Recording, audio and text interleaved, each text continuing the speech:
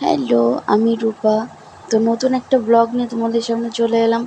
তোমরা সবাই কেমন আছো? আশা করছি ভালো আছো। আমি খুব ভালো আছি। আর গুড মর্নিং, এখন হলো সকাল। তো সকালবেলা দেখি এত গরম পড়েছে সেটা বলার কথা নয়।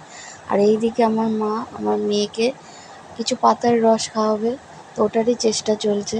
আর ও তো নাচোর বাদা খাবে না, ওর জেদ ও খাবে না, আর আমার মায়ের জেদ ওকে খাওয়াবে। ওর প্রচুর ঠান্ডা লেগেছে, তার জন্য কিছু পাতার রস করে ওকে খাওয়ানো হচ্ছে। তো ভাবলাম যথারীতি হয়তো ও খাবে। তো তারপরে দেখো ও কী করেছে, মুখের মধ্যে পুরো রসটা রেখে দিয়ে এই যে পুরো রসটা ও ফেলে দিল। মানে এতটা কষ্ট করা পুরো বেকার। তো এই যে সকালবেলা আমি এখন ঘরটা ঝাড় দিয়ে নিচ্ছি। এই যে দেখতে পাচ্ছ এখানে যে রসটা মুখ থেকে ফেলেছে, আর এই যে আমি এদিকে ঘরটা ঝাড় দিয়ে নিচ্ছি। যেহেতু সকালের কাজ করতে হবে, তো চলো কাজগুলো করে নিই।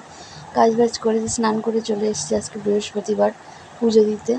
এই যে দেখতেই পাচ্ছ সব পুজোর সামগ্রী নিয়ে বসে পড়েছি। তো যাই হোক, এই যে এখন এই টুজোগুলো দেবো। তো চলো পুজোটা দেওয়া যাক, দেওয়ার পরে আবার তোমাদের সঙ্গে দেখা করছি। তো যা গরম পড়েছে, পুজো দিতে দিতে পুরো ঘেমে টেমে অস্থির হয়ে গেছি।